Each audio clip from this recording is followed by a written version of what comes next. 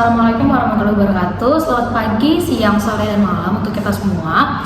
Perkenalkan, nama saya Patricia Ramutio Tinjak dengan NIM 23080 10386 dari Fakultas Hukum Prodi Ilmu Hukum.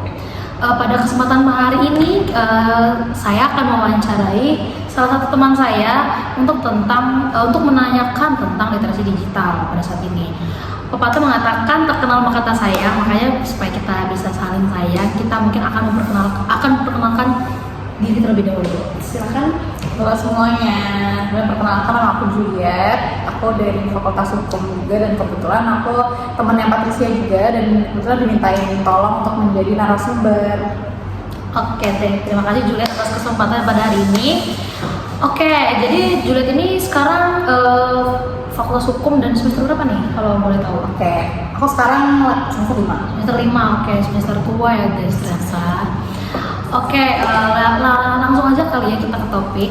Berarti Juliet ini kan udah semester 5 dan berarti Gen Z lah ya. Betul. Nah, Gen Z itu pasti nggak jauh-jauh lah dari literasi digital. Iya, betul. Kemajuan teknologi saat ini. Nah, aku mau nanya dong, kalau dari keseharian Juliet sendiri deh, itu untuk menggunakan literasi digital itu sebenarnya menggunakan apa sih yang digital pada saat ini? Oke, kalau misal penggunaan platform digital sebenarnya banyak sih. Mungkin bisa dikelompokkan menjadi beberapa ya. Yang pertama itu untuk hiburan, sosial media dan sebagainya. Kemudian untuk belajar dan juga kebutuhan untuk shopping juga. Kalau misalnya untuk hiburan ini, sosmed ya, kebanyakan orang juga pasti pakai istilahnya itu sehari-hari mereka ya. Itu ada Instagram, ada TikTok, ada Twitter, YouTube juga mungkin, dan masih banyak lagi lah. Kemudian kalau misalnya untuk yang akademik, aku pakai AI juga untuk membantu belajar. Terus banyak mungkin kayak platform untuk cari, misal ada tugas suruh bikin artikel ya, kan kita pasti mencari referensi jurnal ataupun artikel-artikel lain. Nah itu biasa pakai platform online juga untuk cari. Dan masih banyak lagi sih, Mendeley dan lain sebagainya, Scholar juga. Terus setahu aku ada AI untuk cari jurnal atau artikel juga sih, cuman aku nggak tahu ya, tapi ada gitu. Terus kalau misal untuk belanja online ya pasti Shopee, Tokopedia kayak gitu itu membantu banget lah. Karena biasa janji itu kan agak mager ya kalau misal mau belanja keluar, kecuali kalau emang ada sesuatu barang yang emang pengen banget cepet ya. Itu biasa pakai platform online gitu. Oke, tadi ternyata lumayan banyak ya manfaat dari AI dan digital pada saat ini untuk kemudahan keberlangsungan hidup kita lah, seperti itu. Kalau bisa korek-korek lagi nih, kan kayak misalnya nih zaman sekarang ChatGPT ya kan, itu banyak digunakan oleh mahasiswa. Nah tapi terkadang itu sebenarnya plus, kita lebih mudah dong mencari segala macam hal di GPT itu apa sih yang misalkan dicari. Tapi ternyata dibalik itu ada minusnya. Contoh, bisa aja ternyata GPT ini tuh salah, gitu kan? Atau yang membuat mahasiswanya itu jadi malas untuk mencari. Jadi kalau misalnya di zaman dulu itu kan, ya kalau mau cari sesuatu kita harus ke perpustakaan atau cari lewat buku. Itu memang lebih wasting time. Cuman kalau zaman sekarang tinggal cari aja nggak sih? Nah, gimana sih tanggapan Juliet itu dengan mahasiswa yang memanfaatkan AI ini dengan tidak bijak? Jadi dia ya udah main paste aja, masukin aja gitu, padahal sebenarnya kan belum tentu benar dan tidak boleh gitu. Jadinya nggak dibaca dong, jadinya kita nggak tahu sih inti dari yang kita cari itu apa gitu. Jadi gimana sih tanggapan Juliet atau responnya dengan keadaan seperti itu?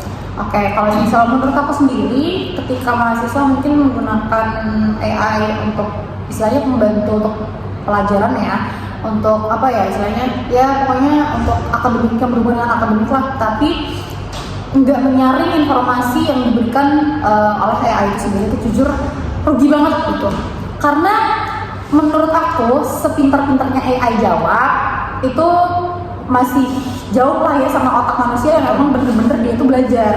Karena ada satu case, mungkin kalau misal kita ingin mencari sesuatu yang kita tidak tahu dan kemudian kita mencari jawabannya di AI, tapi menurut kita itu enggak, apa ya istilahnya, kalau nggak nyambung gitu.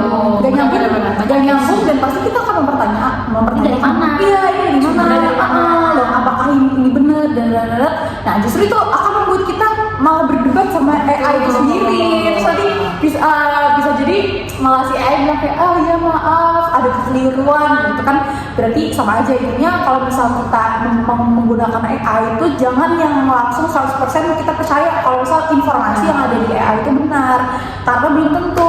Kita harus menyaring terlebih dahulu karena itu tadi pinter-pinter AI itu masih tetap pinter otak manusia. Jadi menurut aku tetap AI ini hanya sebagai penunjang aja untuk belajar, untuk cari referensi, tapi untuk belajar dan lain sebagainya tetap kita harus menggunakan sumber yang pasti. Dan kita harus jangan males lah, kita tetap harus memakai otak kita untuk mencari, untuk menghafal dan lain sebagainya. Karena kalau misalnya kita hanya pure menggunakan AI, dan bisa jadi kan kita kalau misalnya pakai AI udah yang kayak udah nih bener, terus jadi bahkan isinya pun kita nggak tahu apa.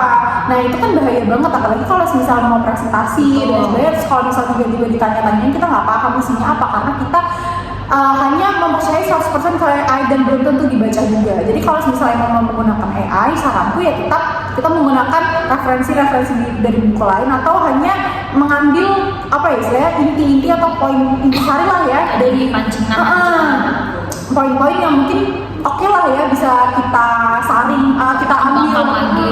Nah kayak gitu sih kataku. Jadi kalau misal mahasiswa terlalu mempercayakan tugasnya 100% ke AI itu menurutku rugi sih, karena ya kita sebagai mahasiswa kita harus berusaha untuk belajar biar nggak males ya. Betul. Oke, itu udah dari sisi pendidikan. Coba kalau dari sisi hiburannya, tadi sisi funnya, pasti menggunakan Shopee dong. Iya. E-commerce satu itu yang sangat amat viral lah ya, istilah Indonesia nomor 1. Nah, itu kan sangat memudahkan kita nih. Kita bisa dari mana aja bisa belanja, mau toko dari Sabang sampai Merauke tuh bisa, mau dimanapun kita tempatnya. Sangat mudah lah, kita mau mencari barang apapun yang mungkin kita nggak bisa cari sekitar kita tuh bisa. Tapi balik lagi ada minusnya, misalnya ternyata barang yang datang itu nggak sesuai, atau ternyata kita terkena penipuan, atau misalnya barangnya rusak atau segala macam. Nah itu pernah nggak Zulin ini tuh pernah ada case kayak gitu nggak, kayak misalnya warnanya salah atau pokoknya kekurangan dari si Shopee di e-commerce salah satu itu pernah kejadian nggak? Aku pernah sih, jadi waktu itu aku beli sepatu adalah ya di Shopee. Nah sebenarnya ini mungkin pure aku salah juga, karena waktu itu aku kan karena kalau misalnya udah check out barang itu biasanya ya udah aja gitu loh, kayak nunggu aja nih udah nyampe mana, paling nggak, pokoknya cuma lihat udah nyampe mana, kalau nggak ya udah nunggu, nggak ngebuka mungkin kalau misal dari tokonya atau dari ownernya tuh ngecek itu. Nah waktu itu ternyata aku dicat sama si toko ini karena sepatu yang aku mau itu ternyata habis. Jadi kan ada banyak banyak variasinya gitu kan. Nah ternyata yang aku pengen tuh habis, dan dia tuh nanya kalau misal mau diganti sama sepatu yang lain, maksudnya sepatunya sama, cuma mungkin dari warna itu beda gimana. Nah tapi karena aku nggak terlalu buka ya, nggak aware, dan aku nggak tahu kan. Terus tiba-tiba pas aku datang loh sepatunya beda nih. Nah aku mikir kayak loh kok jadi gini. Ternyata pas aku mau mungkin kayak mau komplain lah, memberikan kritik, pas aku buka ternyata memang dari tokonya itu udah ngechat gitu. Dan tapi kalau misal untuk benar-benar pure masalah dari sananya juga ada sih, ada. Waktu itu tas sih. Lebih ke, maksudnya kan kita kalau ada harga ada kualitas sih sebenarnya. Karena kan kalau misal di e-commerce terutama kayak Shopee itu kan eye-catching yang menurut ini kayak bagus nih. Tapi ternyata pas datang nggak sesuai ekspektasi. Mungkin dari segi bahan yang kita lihat ini kayak beli kayak gini. Tapi pas datang ternyata jelek dan mungkin bahannya tipis atau gimana gitu. Cuman ya udah sih, maksudnya kayak dari expect gitu loh, karena dengan harga segitu ada kualitas, ada harga, walaupun mungkin ada beberapa toko-toko lain yang sebenarnya dengan harga yang sama tapi oke. Gitu. Jadi itu harus pintar-pintar kita sih untuk memilih.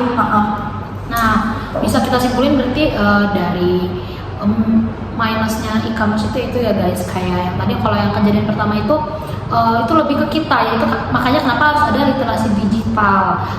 Karena kita harus lebih aware juga, maksudnya yaitu untuk ngecek oh ternyata nggak ada barangnya. Kalau misalnya tokonya offline kan ya di detik itu juga kita bilang kayak kok nggak ada model yang ini atau varian warna yang ini kok nggak ada, segala macam itu bisa. Tapi kalau misalnya kayak gitu emang harus kita juga sebagai pengguna itu juga harus bijak untuk kayak meng-cross check gitu kalau ternyata ya memang ya itu kalau dari pihak tokonya itu sudah ngecek kalau ternyata model yang diinginkan atau variasi yang diinginkan tidak ada. Kemudian yang kedua itu itu kekurangan dari tokonya kalau ternyata barang yang datang itu nggak sesuai ekspektasi. Nah itu juga bisa dimasukkan ke dalam salah satu kekurangan kalau kita belanja di e-commerce, karena kalau kita lihat dari langsung kan ya udah kita kan pilih yang emang udah sesuai, kita bisa pegang bahan, kita bisa lihat warnanya ternyata sesuai. Karena terkadang juga aku juga ada pengalaman beli barang baju warna di fotonya itu tuh kayak gitu, tapi ternyata pas nyampe itu terang banget. Itu aku nggak expect kayak gitu. Dan balik lagi sih kita juga harus lihat di deskripsi sih sebenarnya, di deskripsi. Dan makanya kenapa ada rating penilaian di e-commerce, jadi kita bisa lihat juga orang-orang yang udah beli foto kalau misalnya emang bintangnya jelek atau ternyata ini bahannya terlalu tipis atau apa segala macam, itu kita bisa iya kita harus selektif sebenarnya. Oke, mungkin segitu aja. Kak Julia, terima kasih sudah mau berkesempatan menjadi narasumber pada tugas video kali ini. Semoga tadi yang sudah kita sampaikan mungkin bisa menjadi pembelajaran juga untuk bagi yang menonton maupun untuk kita sendiri. Sekian video dari saya. Kurang lebihnya mohon maaf. Assalamualaikum warahmatullahi wabarakatuh. Selamat menonton dan terima kasih sudah menonton. Bye.